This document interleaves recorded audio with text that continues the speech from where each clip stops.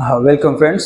पिछले वीडियो में हम लोगों ने देखा था मेंडल इनहेरिटेंस के बारे में, जहाँ पे हम लोग मोनोहाइब्रिड क्रॉस के बारे में पढ़ चुके थे। हम लोगों ने देखा लॉ ऑफ डोमिनेंस और लॉ ऑफ सेग्रीगेशन, ये दो चीज़ें हम लोग कर चुके थे।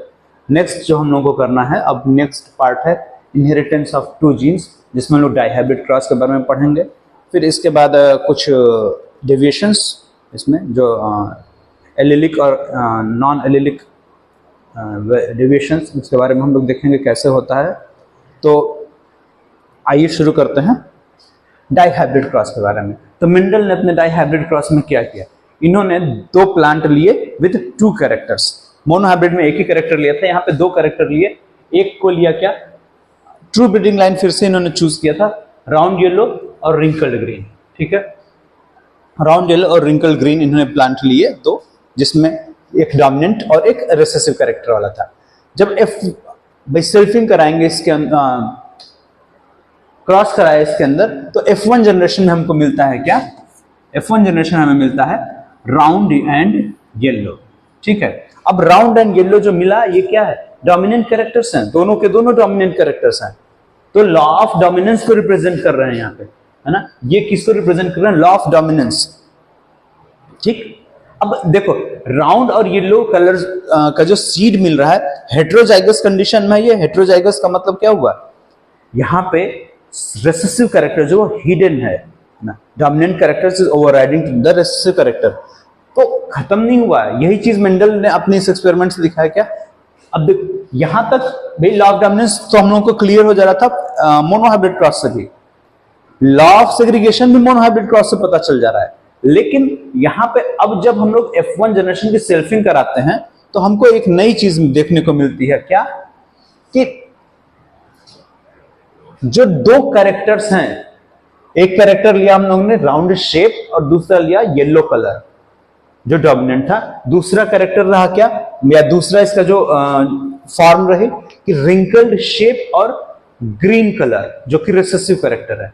ये दोनों कैरेक्टर्स नेक्स्ट जनरेशन में जब जा रहे हैं, जब हम लोग सेल्फ करा रहे हैं इसके अंदर जो F1 जनरेशन का था, वहां पे इनका सेग्रीगेशन या इनका डिस्ट्रीब्यूशन जो होता है वो बिल्कुल इंडिपेंडेंट होता है। ये चीज मेंडल ने ऑब्जर्व की। ठीक है, तो अब जब F1 जनरेशन जो देखा मेंडल ने, अब F1 जनरेशन मेंडल का ऑब्जर्वेशन क्या रहा, इन्होंने देखा कि 4 फिनोटाइप यहां पे मिले। ठीक है, सॉरी ये F2 जनरेशन बात है। F1 की बात करें तो यहां पे क्या हुआ, एक ही फिनोटाइप मिल रहा है क्या, राउंड एंड येलो। ठीक है, एक सिंगल टाइप ऑफ फिनोटाइप मिल रहा है। लेकिन अब जब F2 जनरेशन की बात करेंगे तो F2 में क्या होगा, ये भाई गैमीट जब फॉर्मेशन होगा यहां पे, ठीक है, तो गैमीट जब फॉर्मेशन होगा कैसे, ये R Y नहीं, सीधे F2 पे आते हैं हम लोग। जो F2 जनरेशन मिली थी हमको, F1 जनरेशन मिली थी, वो क्या मिली है, capital R small r, capital Y और स्मॉल y, है ना। जो मिला है क्या,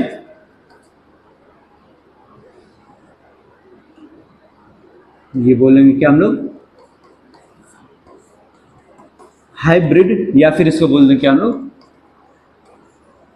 हेट्रोजाइगस।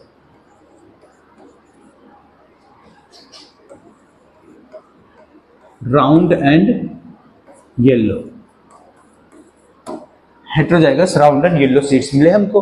अब जब इसमें सेल्फिंग करानी है हमको, तो हम लोग क्या करेंगे भाई, R Y लिया एक प्लांट, दूसरा भी लिया R capital Y small y।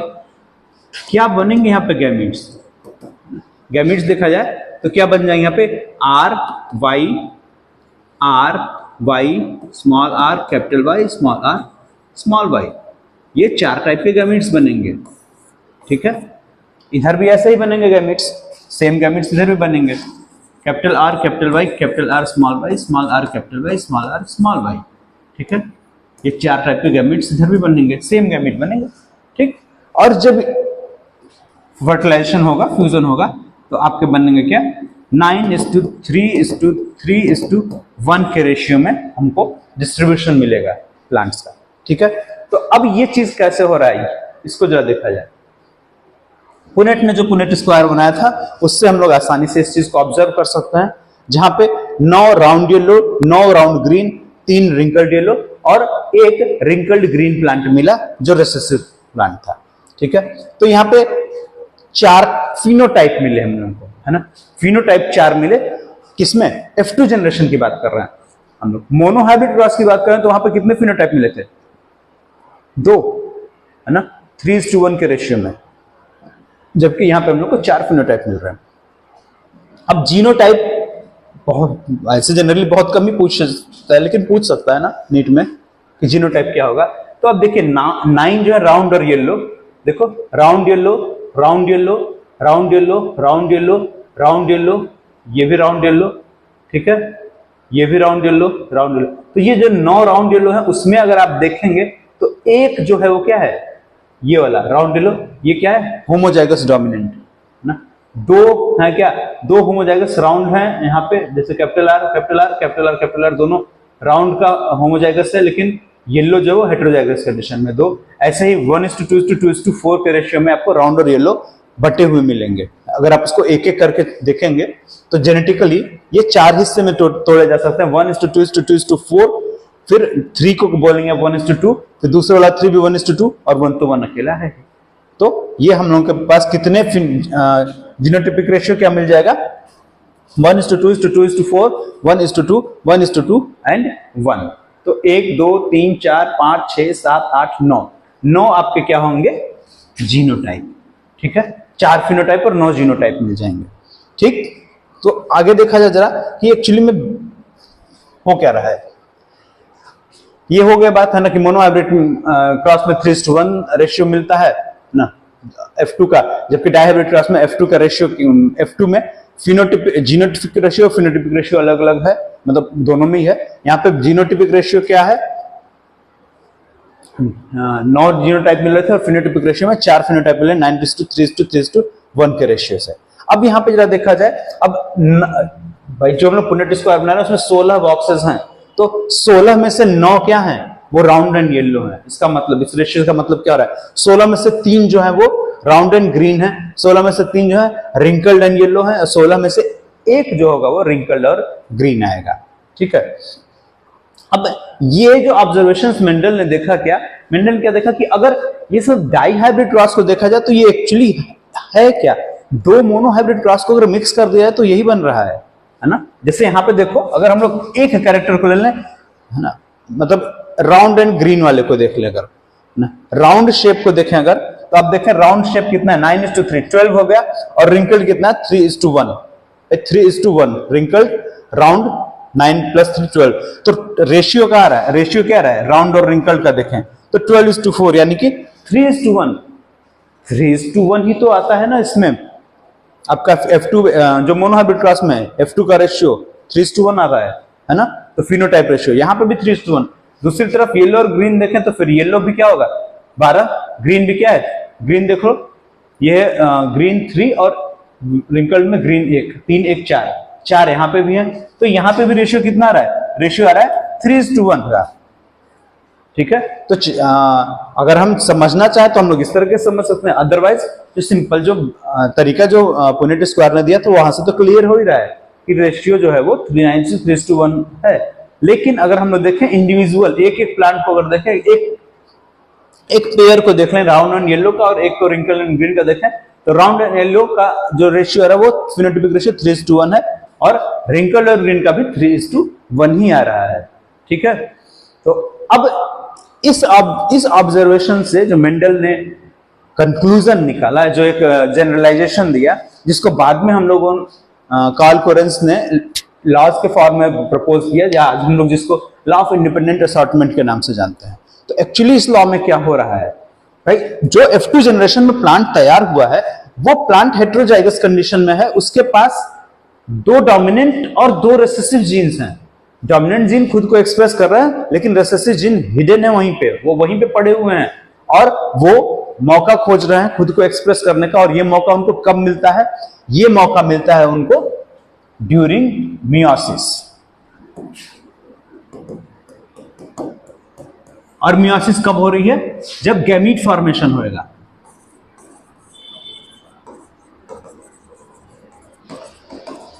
अब मियोसिस में भी अगर हम लोग पूछें तो कब होता है? एनाफेज, एनाफेज फर्स्ट, है ना। एनाफेज फर्स्ट में इस रेसेसिव जीन को, रेसेसिव एलील को या जीन को मौका मिल जाता है कि अब हमारे पास एक चांस है कि खुद को हम दोबारा एक्सप्रेस कर सकें। क्यों, कैसे?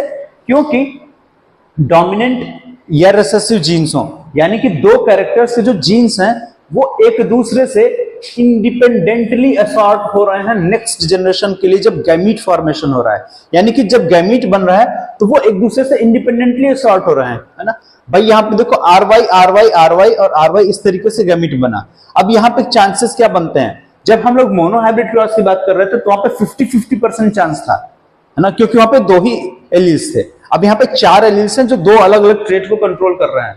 तो अब चांसेस यहाँ पे क्या हो जाएंगे?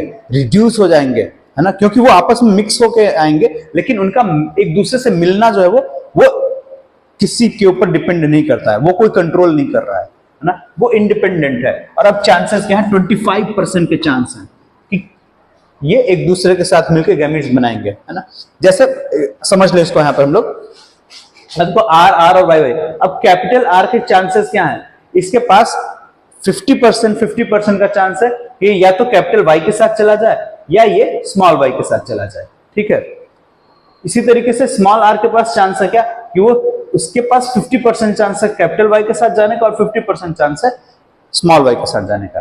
तो जब ये आर वाई और एक कैपिटल वाई बनाएगा तो यहां पे क्या हुआ? 50% इसका चांस था, 50% इसका चांस था, यानी कि आर में से आधा आर इसके साथ आया। और इसी तरीके से वाई के साथ भी तो चांसेस हैं, वो भी तो 50% का चांस होल्ड कर रहा है, तो हाफ वाई इधर आएगा। तो जब मिक्स होंगे तो क्या होगा? 1/4 टाइप ऑफ गैमीट जो होंगे वो कैसे होंगे? कैपिटल आर और कैपिटल वाई, यानी कि 25% गैमीट जो होंगे वो कैपिटल आर और कैपिटल वाई एलील को होल्ड कर रहे होंगे, जबकि 25% capital R small Y, 25% small R capital Y और 25% स्मॉल आर स्मॉल वाई। इसी तरीके से दूसरी तरफ भी गैमीट बनेंगे। तो जो गैमीट्स बनने का प्रोबेबिलिटी है वो क्या है?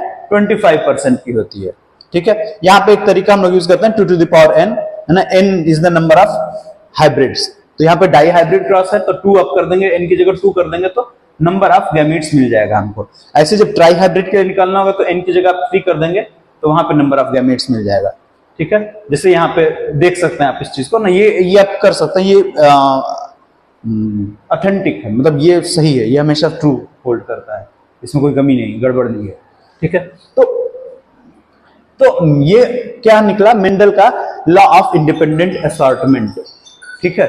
अब लॉ ऑफ इंडिपेंडेंट असॉर्टमेंट के बाद हम लोग देखते हैं क्या चीज कि मेंडल ने जो वर्क किया था उसमें क्या प्रॉब्लम्स प्रॉब्लम्स नहीं, मतलब उसके डेविएशंस क्या क्या रहे, ठीक है। तो डेविएशंस क्या है? आइए इसको देखा जाए, एक एक करके सारी चीजों को हम लोग देखते हैं।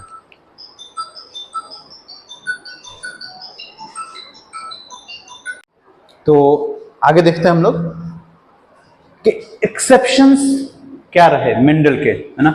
एक्सेप्शन टू मेंडेलियन इनहेरिटेंस, जिसको हम लोग किस नाम से जानते हैं? जीन इंटरेक्शन ना। अब जीन इंटरेक्शन 2 तरीके से हो सकता है, इंटर एलिलिक। अब इंटर एलिलिक का मतलब क्या हुआ भाई? एलील्स किसको बोलते हैं? जो किसी एक लोकस पे पाए जाएं, सेम लोकस पे, होमोलॉगस क्रोमोसोम के सेम लोकस पे पाए जाएंगे। ऐसे में जब इंटरेक्शन होगा तो बोलेंगे क्या? Inter allylic interaction, gene interaction, या फिर नॉन एलिलिक जीन इंटरेक्शन हो सकता है, ठीक है। तो पहले हम लोग बात करते हैं क्या? इंटर एलिलिक जीन इंटरेक्शन की। जी, इसमें हम लोगों को क्या क्या देखना है? इसमें से हम लोग देखेंगे क्या? इनकम्प्लीट डोमिनेंस, कोडोमिनेंस और आपका प्लियोट्रोपिक जीन्स, मल्टीपल एलिलिज्म, है ना। तो शुरू करते हैं एक एक करके सबकी चीजों को देखते हैं आज, ठीक है। तो यहाँ पे incomplete dominance, codominance, multiple allelism और प्लियोट्रोपिक जीन्स, इन चीजों के बारे में हम लोग को पढ़ना है। तो पहले सबसे पहले देखा जाए इनकम्प्लीट डोमिनेंस क्या था। इनकम्प्लीट डोमिनेंस या इसी को, या एक्चुअली इनकम्प्लीट डोमिनेंस क्या शो करता है? ब्लेंडिंग इनहेरिटेंस, ना, ये शो करता है ब्लेंडिंग इनहेरिटेंस, ठीक। कैसे देखा जाए जरा इसको, जरा ये समझ लें कि एलील्स या इंटर एलिलिक इंटरेक्शन का मतलब क्या हो रहा है। मान लो ये होमोलॉगस क्रोमोसोम्स हैं, ठीक है। इस होमोलॉगस क्रोमोसोम पे ये कोई जीन है कैपिटल टी, और इसका एलिलिक फॉर्म है ना, जो रिसेसिव है वो स्मॉल टी है। तो ये दोनों कहां होंगे, ये होमोलॉगस क्रोमोसोम के एक ही लोकेशन पे होंगे ना, सेम लोकस पे पाए जाएंगे, तब ही ये एलील कहला सकते हैं। अगर स्मॉल टी इस तरफ होता तो फिर ये एलील नहीं कहला सकता, तब वो अलग जीन हो जाता, कोई दूसरा जीन होता। ऐसे ही जो कलर के लिए था, स्मॉल शेप के लिए जो रिंकल्ड और राउंड शेप वाला था, वो भी क्या होगा, वो एक ही पोजीशन पे पाया जाएगा, तभी हम इसको बोलेंगे कि ये सेम एलील है। ठीक है, तो अब बात आ रहा है, देखे क्या कि एक्चुअली में किया क्या इसमें वर्क क्या किया गया। इसमें एक प्लांट होता है स्नैपड्रैगन या डॉग फ्लावर, एंटीराइनम माजस, या फिर ले सकते हैं हम लोग क्या 4 o'clock प्लांट मिराबिलिस जेलापा। इन दोनों में इस चीज को देखा जाता है। यहाँ पे जो डॉग फ्लावर को लेकर दिखाया गया है ना, डॉग फ्लावर में 2 प्लांट लिए, जिसमें एक में रेड फ्लावर था, एक में व्हाइट फ्लावर था। ठीक है, ये क्लियर है, दिख रहा है क्लियर है ना। रेड फ्लावर और व्हाइट फ्लावर वाले प्लांट लिए जो ट्रू ब्रीडिंग लाइन थी, है ना, ये ट्रू ब्रीडिंग लाइन के प्लांट लिए गए।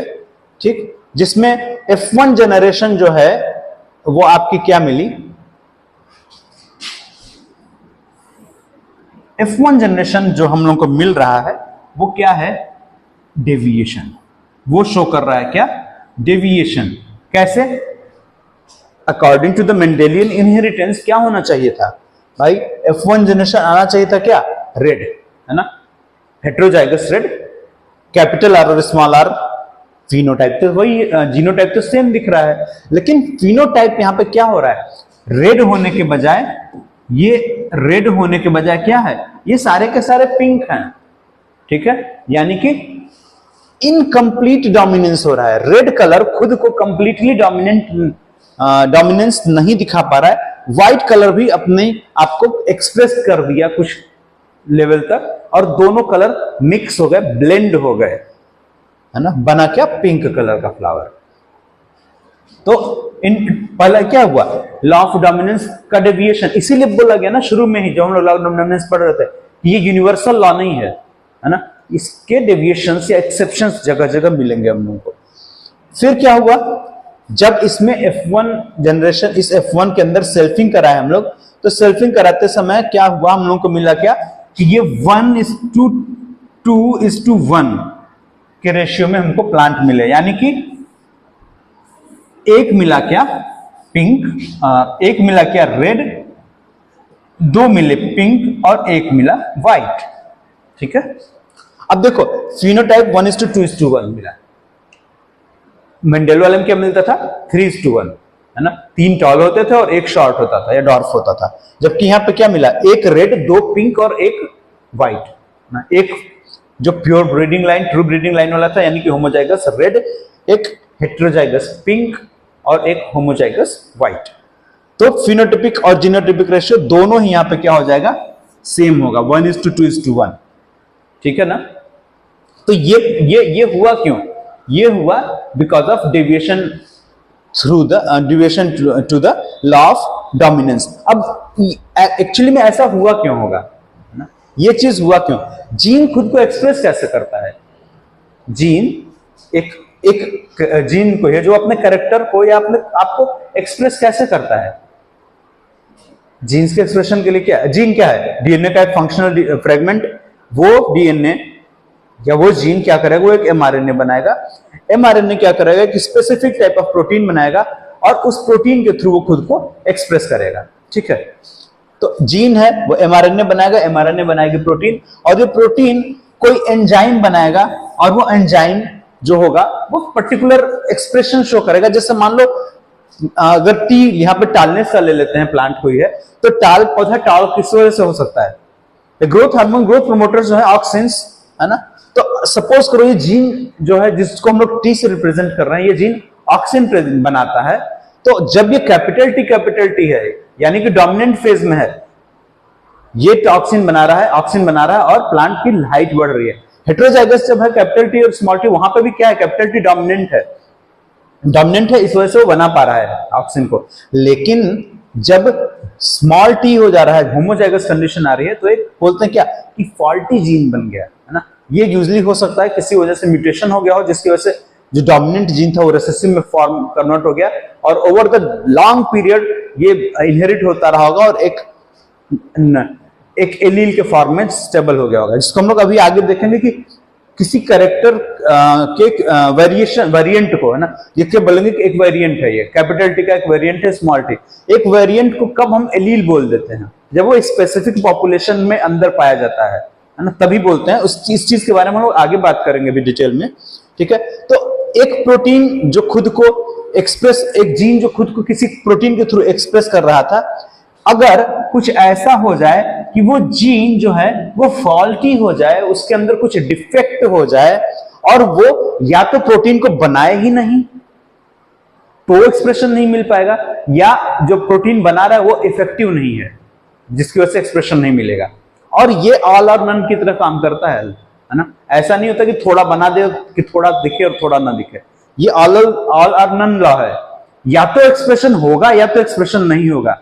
कब बात, ये किसमें, मेंडेलियन इनहेरिटेंस की बात कर रहे हैं हम लोग, है ना। वहां पे या तो एक्सप्रेशन मिलता है या तो नहीं मिलता, मतलब पौधा या तो टॉल होएगा या तो डॉर्फ होगा, इंटरमीडिएट हाइट का नहीं मिलेगा, है ना।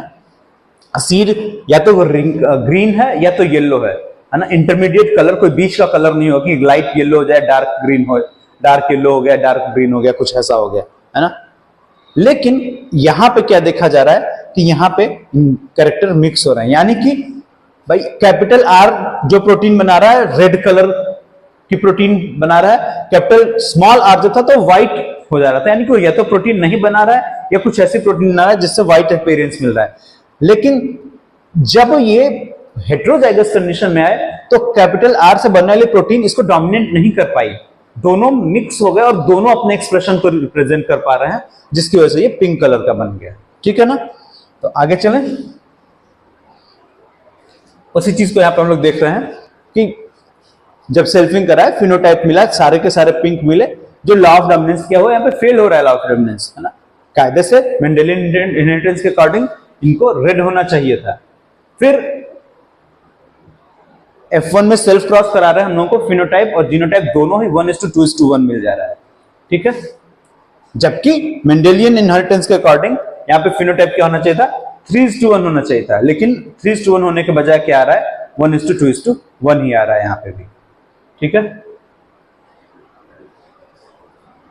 एक और एग्जांपल आता है यहां पे डेविएशन का, कि एक एग्जांपल है जिसमें large starch grain with round seed लिया गया, जिसको कैपिटल बी से रिप्रेजेंट किया गया, जो डोमिनेंट कैरेक्टर है। और दूसरा हुआ क्या, small starch grains with wrinkled seed, जैसे राउंड सीड है जिसमें लार्ज स्टार्च ग्रेन बन रहे हैं, और ये रिंकल्ड सीड है जिसमें स्मॉल स्टार्च ग्रेन्स बन रहे हैं। तो अब देखो, capital B dominant, small B recessive. F1 जब हमारा मिलेगा तो F1 क्या होगा, वो कैपिटल बी स्मॉल बी आएगा। तो अब ये F1 जो मिला था, as per the Mendelian law of inheritance या लॉ ऑफ डोमिनेंस, ये कैसा होना चाहिए था, ये होना चाहिए था large starch grain with round seed, क्योंकि कैपिटल बी यहां पे है जो कि डोमिनेंट जीन है। लेकिन मिलता क्या है हम लोगों को, यहां पे मिल जाता है क्या, intermediate starch grain with round seed. तो देखो, राउंड सीड वाला कैरेक्टर उसने तो खुद को एक्सप्रेस किया पूरी तरीके से, लेकिन जो शेप वाला था या साइज वाला लार्ज स्टेज ग्रेन था, वहां पे क्या हुआ, वहां पे मिक्सिंग हो गई, दोनों जीन्स ने खुद को एक्सप्रेस किया और हम बन गया क्या है, इंटरमीडिएट साइज का। अब इस इंटरमीडिएट साइज वाले स्टार्च ग्रेन वाले प्लांट्स को जब सेल्फ क्रॉस कराया गया तो क्या मिलता है हम लोग को, एक डोमिनेंट, है ना, एक होमोजाइगस डोमिनेंट, दो हेटेरोजाइगस डोमिनेंट और एक हेटेरोजाइगस रिसेसिव। यानी कि देखो, एक क्या मिल गया, पेरेंट जनरेशन, कैपिटल बी, ये क्या है, ये पेरेंट जनरेशन है, जो पेरेंट जनरेशन थी। Small B, capital B small B क्या है, ये F1 जनरेशन को रिप्रेजेंट कर रहा है, और स्मॉल बी ये भी पेरेंट जनरेशन को। तो डोमिनेंट पेरेंट जनरेशन का मिल गया एक, है ना, इंटरमीडिएट जनरेशन का मिल गया एक, दो, और एक रिसेसिव पेरेंट जनरेशन का मिल गया एक, ठीक है। तो फिनोटाइप और जीनोटाइप दोनों ही रेशियो क्या हो जाएगा यहां पे, 1:2:1, ठीक है। फिनोटाइप और जीनोटाइप दोनों रेशियो क्या मिल गया हमको, 1:2:1। क्या हो गया ये, deviation from law of dominance, ठीक है। या इसी को, इसलिए इसको बोल दिया क्या, लॉ ऑफ इनकम्प्लीट डोमिनेंस, मतलब इनकम्प्लीट डोमिनेंस रेफरेंस का लॉ नहीं हुआ ये, ठीक है। तो ये रहा क्या, इनकम्प्लीट डोमिनेंस की बात, ठीक है। ये बात हुई क्या हमारी इनकम्प्लीट डोमिनेंस की, ठीक। इसके बाद आगे चले हम लोग प्लियोट्रॉपिक जीन्स। प्लियोट्रॉपिक जीन्स किसको बोलते हैं, ऐसे जीन जो एक से अधिक फिनोटाइप को एक्सप्रेस कर पाए हैं। ऐसे जीन्स जो एक से अधिक फिनोटाइप को एक्सप्रेस करते हैं उनको हम लोग क्या बोलते हैं, वो जीन्स कहलाते हैं क्या, प्लियोट्रॉपिक जीन्स। तो हम लोगों की बॉडी में ऐसे कई जगह पे ये चीजें देखने को मिलेंगी। यहाँ पे एक एग्जांपल जो बुक में दिया गया है वो क्या है, वो फेनिलकीटोन्यूरिया, एक डिजीज है फेनिलकीटोन्यूरिया, जिसका एक्सप्रेशन क्या होता है। अब ये एक्सप्रेशन देखो एक जीन की वजह से मिल रहा है, ठीक है। एक अमीनो एसिड है फेनिलएलेनिन, ठीक है। इस फेनिलएलेनिन में जो फेनिल ग्रुप है, इस फेनिल ग्रुप पे जब OH जुड़ जाता है ना, फेनिलएलेनिन हाइड्रोक्सिलेज एंजाइम लगता है, तो यहां पे क्या होता है, एक OH ग्रुप जुड़ जाता है, टायरोसिन। टायरोसिन का स्ट्रक्चर अगर हम लोग बना लें, यहाँ पे जगह कम सी है, रुको थोड़ी सी जगह बना लिया जाए।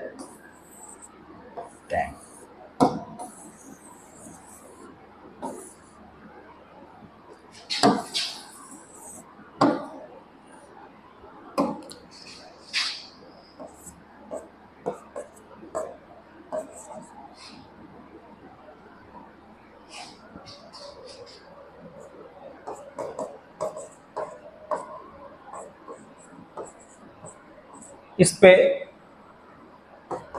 ठीक है, इस पे क्या जोड़ दें, यहां पे एक OH ग्रुप, ठीक है, एक OH ग्रुप जोड़ दें तो ये बन गया क्या, टायरोसिन, ठीक है। अब देखो ये टायरोसिन जो है, ये टायरोसिन जिस प्रोटीन, कुछ प्रोटीन बनाया गया टायरोसिन डेफिनेटली, है ना, जो प्रोटीन बना रहा है वो प्रोटीन्स क्या करती हैं, वो कुछ एक्सप्रेशन दे रही हैं हम लोगों की बॉडी के अंदर, ठीक है। अब देखो ये फेनिलएलेनिन हाइड्रोक्सिलेज एंजाइम, अब एंजाइम है तो कोई जीन या कोई DNA का मॉलिक्यूल होगा, है ना, कोई जीन होगी जो एक mRNA को बना रही है, और mRNA वो एक प्रोटीन बना रहा होगा, और वो प्रोटीन फोल्ड होने के बाद इस एंजाइम की तरह काम कर रही होगी। तो वो जीन जो इस एंजाइम को बना रहा है वो क्या कहलाता है, प्लियोट्रॉपिक जीन, ठीक है। तो फेनिलएलेनिन जब इस एंजाइम के प्रेजेंस में टायरोसिन में कन्वर्ट होता है तो ये मेलानिन के पिगमेंटेशन में काम आता है, T3 T4 डोपामिन और एड्रेनलिन, इन सब के एक्सप्रेशन में ये हेल्प करता है। लेकिन क्या हो अगर ये जीन में कुछ डिफेक्ट हो जाए, इस जीन में जब कुछ डिफेक्ट हो जाता है तो क्या होगा, ये फेनिलएलेनिन हाइड्रोक्सिलेज एंजाइम नहीं बनेगा, ठीक है। तो इस एक जीन में डिफेक्ट होने से क्या होगा, फेनिलएलेनिन का टायरोसिन में बदलना रुक जाएगा। नतीजा क्या होगा, हम लोग की बॉडी में, ब्लड में फेनिलएलेनिन का लेवल बढ़ेगा बॉडी के अंदर, और उसका जब डिकम्पोजिशन होगा तो वो कीटोन बॉडीज फॉर्म करेगा। अमीनो एसिड जब डिकम्पोज होगा तो कीटोन बॉडीज फॉर्म करेगा, और फेनिल ग्रुप अटैच होता है तो बोलते हैं क्या प्रॉब्लम को, फेनिलकीटोन्यूरिया। और इसके एक्सप्रेशंस क्या आते हैं, पिगमेंटेशन, लेस पिगमेंटेशन रहता है, तो हेयर्स ब्राउन होने लगते हैं, स्किन ब्राउनिश अपीयरेंस आता है। T3 T4 हार्मोन के प्रोडक्शन में कमी होने लगती है, डोपामिन का प्रोडक्शन कम होता है। तो डोपामिन क्या होता है, एक हैप्पी हार्मोन बोलते हैं ना, मूड एलिवेट करता है, मूड अच्छा रहता है, तो आप डिप्रेस्ड फील करेंगे, और एड्रेनलिन के सिक्रेशन में भी कमी आती है। तो मल्टीपल फीचर्स देखने को मिलते हैं, कई तरीके के फिनोटाइप्स रिप्रेजेंट करता है कौन, एक सिंगल जीन में होने वाला वेरिएशन, है ना। इस एक जीन में कुछ डिफेक्ट आ जाए तो मल्टीपल फिनोटाइप हम लोग को देखने को मिलते हैं, ठीक है। तो इस जीन को हम लोग क्या बोलेंगे, प्लियोट्रॉपिक जीन। बात क्लियर है ना, है ना, क्योंकि यहाँ पे एक जीन की वजह से बनने वाला एक प्रोटीन जो कि एंजाइम की तरह काम कर रहा था, उसके न होने से कुछ इस तरीके का चेंजेस आ रहा है कि वो कई फिनोटाइप से रिप्रेजेंट कर पा रहा है, ठीक है। तो इसको बोलते हैं कि हम लोग प्लियोट्रॉपिक जीन्स, ठीक। अब बात आती है क्या कि हम लोग जो डोमिनेंस वाली बात है इसको कैसे एक्सप्लेन करा जा सकता है, ठीक है। इसको कैसे एक्सप्लेन करें हम लोग कि भाई कोई जीन है जो डोमिनेंट है, तो इसके एक्सप्लेनेशन की जो बात कहेगी, क्योंकि एक कैरेक्टर है, उस कैरेक्टर के दो एलील्स होंगे, ठीक है, एक डोमिनेंट और एक रिसेसिव।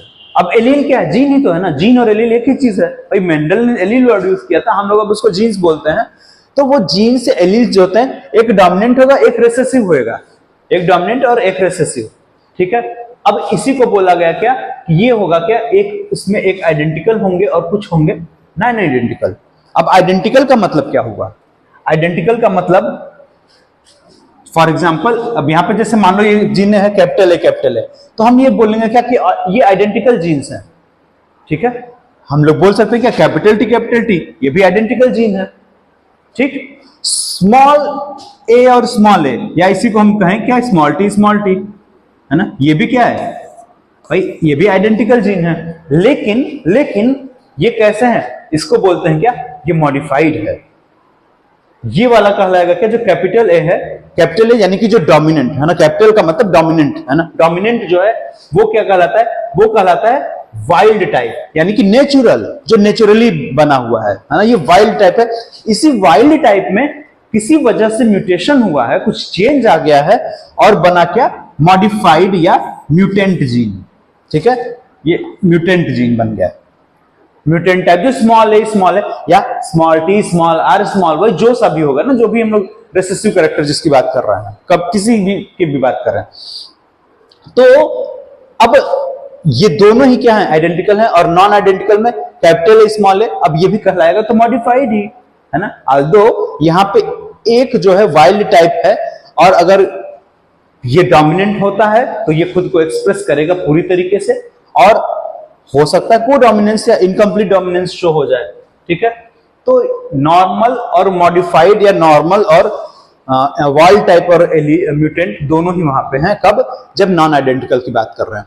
अब यहां पे बात क्या हो रही है कि जैसे मान लो जब आइडेंटिकल जीन्स हैं और दोनों ही डोमिनेंट है, तो वो क्या कर रहे होंगे, कुछ स्पेसिफिक टाइप ऑफ प्रोटीन, जो अभी हम लोग पीछे फेनिलकेटोन्यूरिया में देखे थे, वो स्पेसिफिक टाइप ऑफ प्रोटीन बना रहे हैं, और वो प्रोटीन को एंजाइम फॉर्म कर रही है, और एंजाइम से हमको मिल रहा है क्या, फिनोटाइप, ठीक है। लेकिन जब वो जीन्स मॉडिफाई हो जा रहा है, ठीक है, मॉडिफाई का मतलब या तो वो ये कंडीशन हो या तो वो ये कंडीशन हो, दोनों ही मॉडिफाइड है ना, मतलब होमोजाइगस स्मॉल हो तो भी मॉडिफाइड बोलेंगे और ये भी मॉडिफाइड बोलेंगे। अब दोनों ही कंडीशन में हो सकता है कि ये एंजाइम या ये प्रोटीन जो है फॉल्टी हो जाए, वो प्रोटीन इनएफिशिएंट या इनसफिशिएंट हो अपने एक्सप्रेशन को दिखाने के लिए, खुद को एक्सप्रेस करने के लिए इनसफिशिएंट हो, या उसकी इफिशियंसी इतनी ना हो कि वो खुद को एक्सप्रेस कर पाए, ठीक है। तो बोलेंगे क्या भाई, वो डोमिनेंस का रूल को फॉलो नहीं कर रहा है, ठीक है ना। तो अब यहां पे देखो, डोमिनेंस, इनकम्प्लीट डोमिनेंस और कोडोमिनेंस, इन तीनों चीजों का कॉन्सेप्ट यहां पे क्लियर होएगा कि कोडोमिनेंस कब होता है। भाई हमने डोमिनेंस देखा, डोमिनेंस कब हो रहा है, जब दोनों जीन नॉर्मल है या वाइल्ड टाइप है, तो लॉ ऑफ डोमिनेंस फॉलो हो रहा है। जब एक वाइल्ड टाइप और एक म्यूटेंट है तो भी डोमिनेंस फॉलो हो सकता है, लेकिन यहां पे डेविएशन भी मिल सकता है ना, जो अभी हम लोग ने पीछे देखा ना इनकम्प्लीट डोमिनेंस, तो यहां पे इनकम्प्लीट डोमिनेंस देखने को मिल सकता है। अब बात करें हम लोग जरा कि कोडोमिनेंस क्या होता है। अब कोडोमिनेंस का मतलब क्या हो रहा है, ठीक है, इसको हम लोग नेक्स्ट वीडियो में करेंगे, कोडोमिनेंस और इसके आगे की चीजें। टाइम हो रहा है, तो कैसा लगा अभी तक का जो हम लोगों ने पढ़ा? अगर कोई कंफ्यूजन हो तो आप डिस्कस कर सकते हैं, आप इसको पूछ सकते हैं। अगर सेशन अच्छा लगा हो, वीडियो अच्छा लगा हो, तो प्लीज लाइक करिए और सब्सक्राइब जरूर करिए, चैनल को शेयर करिए अपने फ्रेंड्स और जहां भी, मतलब घर में जितने मोबाइल हो सबसे लाइक कर दिए, सबसे शेयर कर दिए। Thank you.